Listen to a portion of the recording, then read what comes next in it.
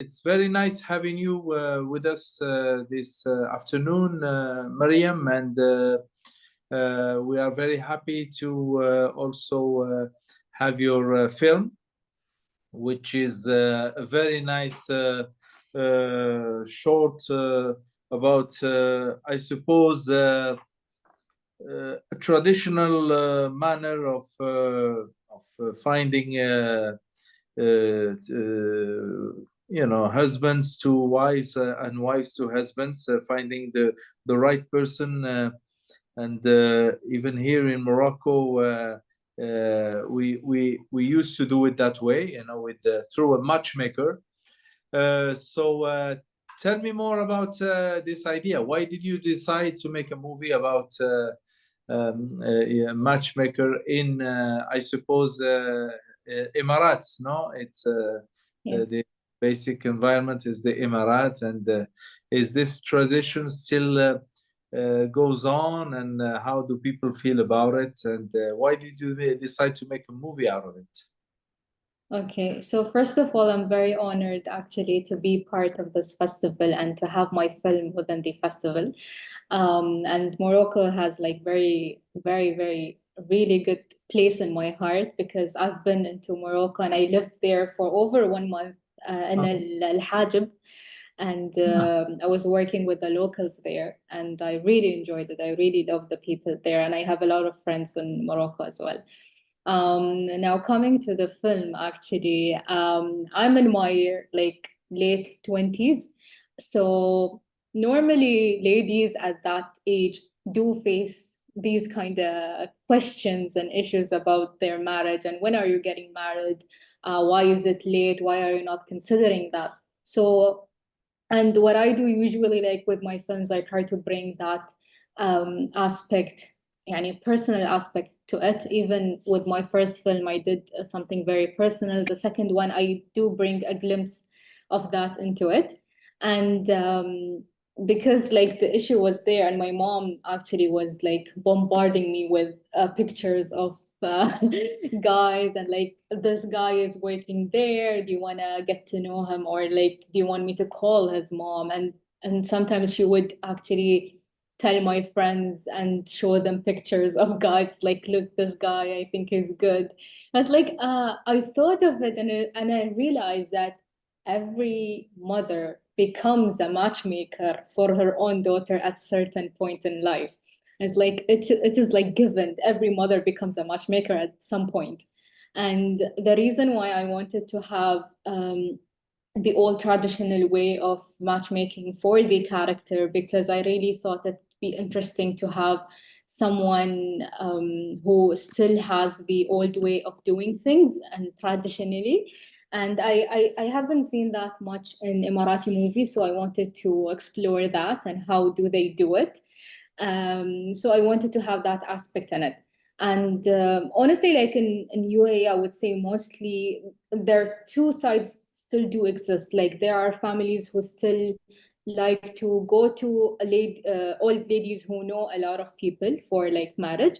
And at the same time, you can find a lot of them on, I would say, social media.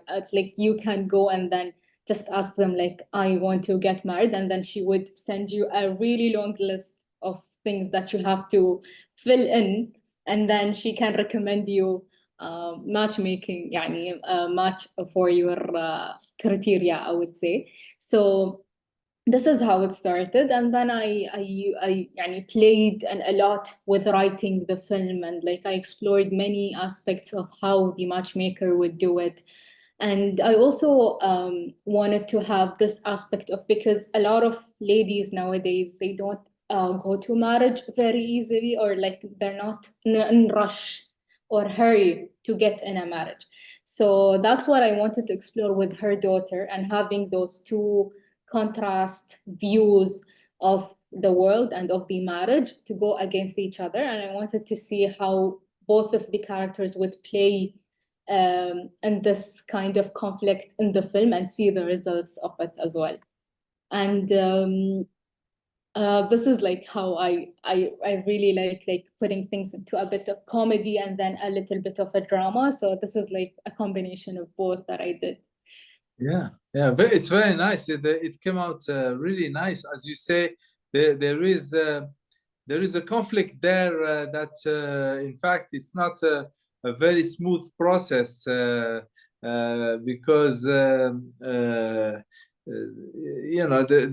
mother, as you say, has a certain idea of what should be the life of the daughter, and she probably thinking of the best interest and the happiness for her mother, for her daughter. Yet at the same time,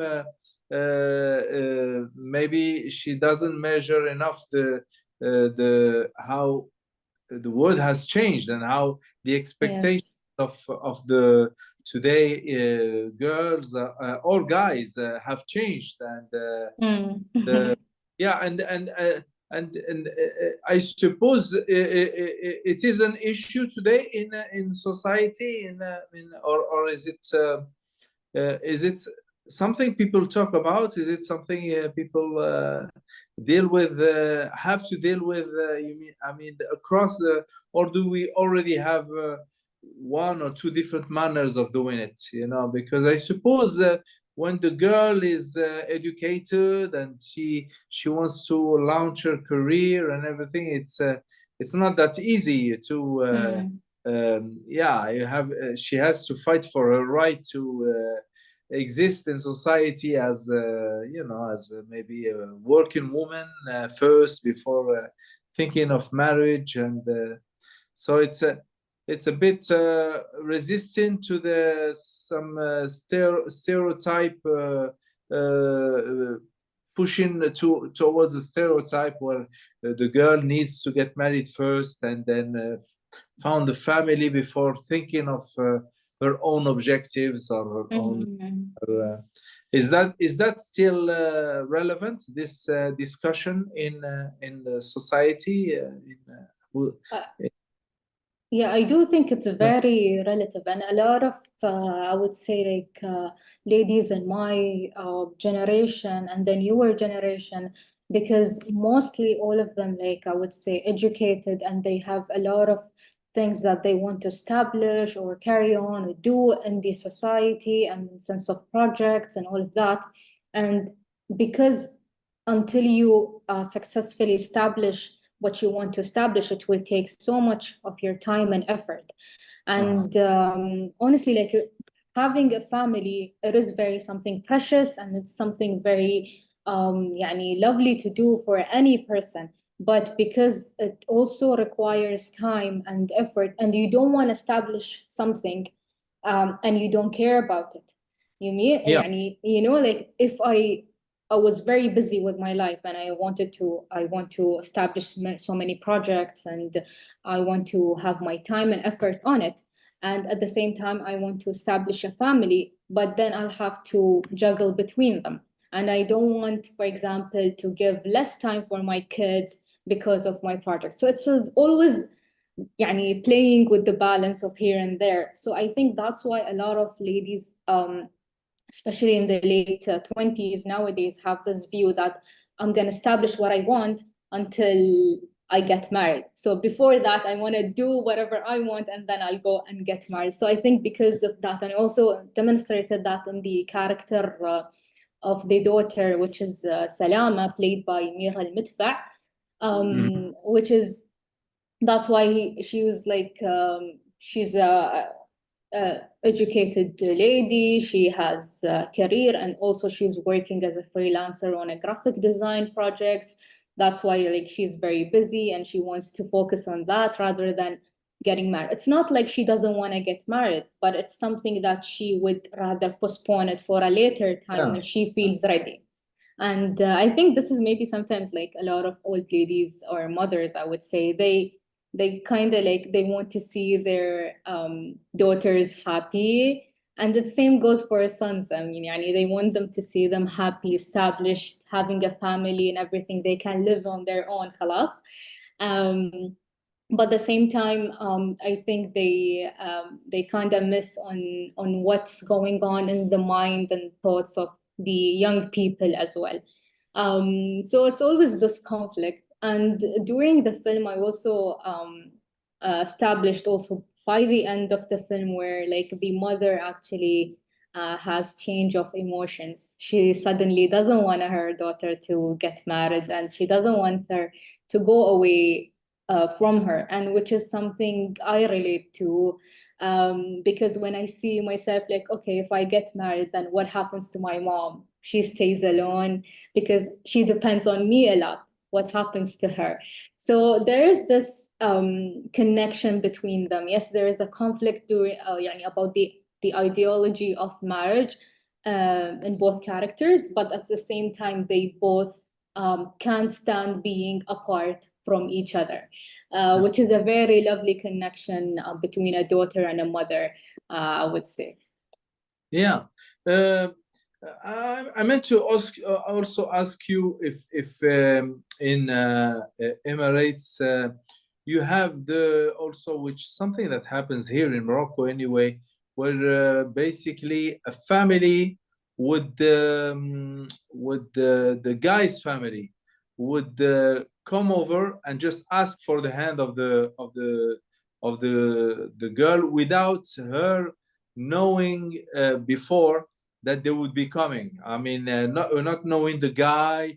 So the guy does his research and he ends up telling his mom, "This is the woman I want you to go and ask for," and then they would come over and then just okay, propose to.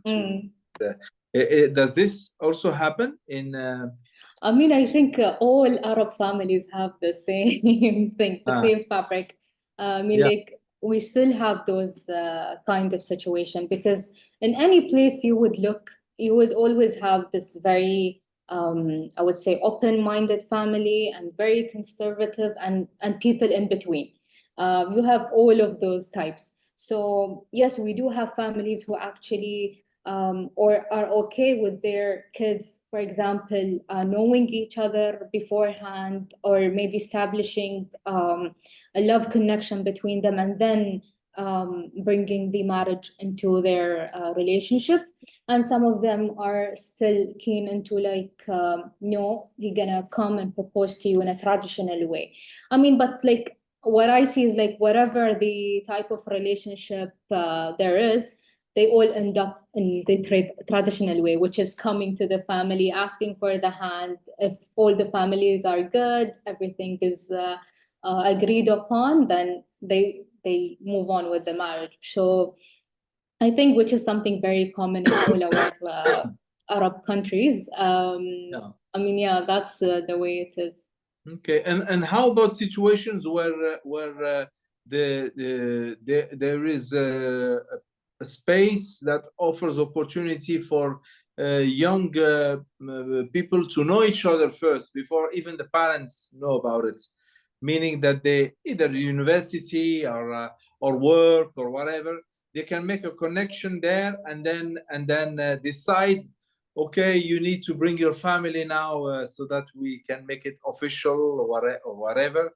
That's also, as you say, for some more open-minded families are more into this scheme. Yeah, I mean, a lot. I think, يعني, what I know, like, I hear a lot of stories from, يعني, my friends and people I know, and they come from different backgrounds, and I hear all these kind of stories. Like some of them, let's say they were studying in the same university.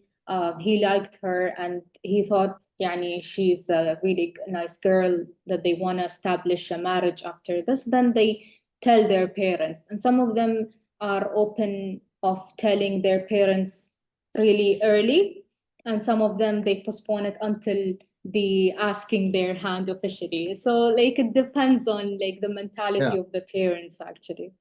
Yeah. But to you, the tradition, what forces today you are showing some new forces that driving the tradition to change, a little bit of change, and one of certainly one of the forces is the as you say, the ambition of women, which is rightful ambition to succeed in life or to start in the career before giving time to the family, because family, they know it will suck up a lot of their energy, and they want it that way. So they don't want to put it at first in top priority type of decision. They want to leave it for a little later on. Do you feel these what this is happening in society needs to be relayed by artists, by filmmakers? Does it help? Does it make you some kind of agent for change? You're helping the society to move forward with certain issues. Is that? Honestly, when it comes to filmmaking, I always say this, like every filmmaker is like an artist, yeah? They do an art and they showcase a perspective, and then they open the platform for the audience to actually give and take their thoughts.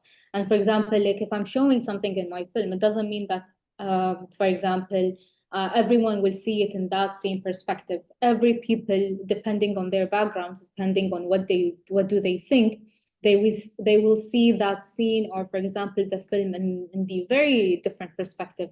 And I think all films are in that way. An artist, or let's say the filmmaker, makes a piece which reflects something from the society, something that is happening, and a perspective, let's say, and then it opens up for the audience to give an intake from what do they understand, what do they feel. In the end, we give them the feeling and the emotions of what's happening. And then we leave it to them, because we just and we're opening a door, we're opening a window to different houses, and we're showing them to them. Yeah. So I think that's how as a filmmaker I would think of it. And yeah, I think it's it's very subjective, honestly. We're not spoon feeding people like this is the message, this is what you need to know, this is what it becomes very boring. But unless you're putting a story in a very interesting narrative that the audience would follow from the end, from the beginning to the end, and then they would take whatever they want to take and what to feel from that film. Yeah. Can I ask you what is your career so far? What has been your career? I mean, you went to cinema school, I suppose. No, actually, No? no, I didn't went to a cinema school. I studied at Zayed University in Dubai, but specifically in multimedia design. So I'm aware of the design aspects and also of filmmaking and writing aspect. And after that, I established my official career in filmmaking with Imagination Abu Dhabi, which is a company that is very well known and established in Abu Dhabi and also globally. And I did very programs with them, which is my first film, which is a documentary. I did it with Imagination Abu Dhabi. And then also the second film, which is something, a narrative that I wrote throughout their script writing program. And then this is the third film that I wrote, and then I managed to also bring it to life. So what I did throughout my life is, because I was also working, okay. So that's why I didn't have the chance to actually just put my work aside and then go to study cinema. I really wish that I wish if I had that time for that, but I couldn't. So I had to work, and I worked as a content creator, and then I also made sure that I'm always busy and involved in filmmaking programs, workshops, trainings. So I did all kinds of. When it comes to production, directing, writing, so in all of that, I tried to have myself in all of them for matters of learning and also connection-wise. And in terms of, you mentioned your production company, which is a big production company in Emirates, isn't it? Is this the form where people make movies? You have big companies that can, and you would work for them, or you would? Is that how it works? You said you're working for the company. I mean, as a, No, or if you have a project, you go and yes. try to sell it to them, sell them the idea. Meaning, Yeah, so basically with Imagination Abu Dhabi, they have the specific programs for young filmmakers, and I have participated in them. For example, one program would take around 1 year. So, for example, you would write your film, and there will be a mentor with you who will guide you on how to tell a story in a proper way and in a universal way. And then after that, you finish with the script, and then you move on with the production, and then you actually shoot your film. So in the end, like, it's a very productive program. So that's why, like, I involved myself in those programs offered by Imagination Abu Dhabi. And other means of funding films is like we have ADMAF by Abu Dhabi. There is this funding. And there are also like in Ras Al Khaimah, which is another emirate in UAE, they offer also portions like of funding. So we have to like apply here and there to get the funding for the film. Yeah. The funding and so far you have a big festival. You used to have a big festival in Dubai, you know, if I remember. Yes. But it's not there anymore. No. Dubai Film Festival, yeah, it's not there anymore. But now we have Al Ain Film Festival, which is growing more internationally nowadays. Yeah. What is it called? Al Ain. Al Ain. Al Ain. Yes. Yeah, I did Yes. hear. I did hear about it. Yes. Well, and your this is your third short film. Is that what you said? Yes. So what's your next project? Another short film, or are you moving towards a film? Or I did write a short film, but I'm thinking now, like, maybe I should do it a short and then establish it into a feature. Or, for example, from now I would develop it to feature. I'm also like contacting different entities to see, and like establishments to see potential of funding the film, and then I would be working on that. okay, yeah. So I suppose a lot of projects ahead of you. You're very young, and you can certainly grow and nurture your art in the coming years, so that we see more of good movies and maybe comedies, if you like that genre, because the genre is very nice, and it's always very nice to pass on messages through comedy. It's always a very fun part of the comedies, that we smile, we laugh, and at the same time we learn so many good good lessons Yes. about life. Well, thank you so much for giving us your time today, and so that our audience get to know you a little more. We wish the best luck to your film, and to you, obviously, in your career, and hopefully, if you have another comedy made in the future, think of us, and let us Of course. let us be part of your showcase of the film. And thank you again for being with us, and see you very soon. Take care. Thank you. Thank you so much for having me. Thank you so much.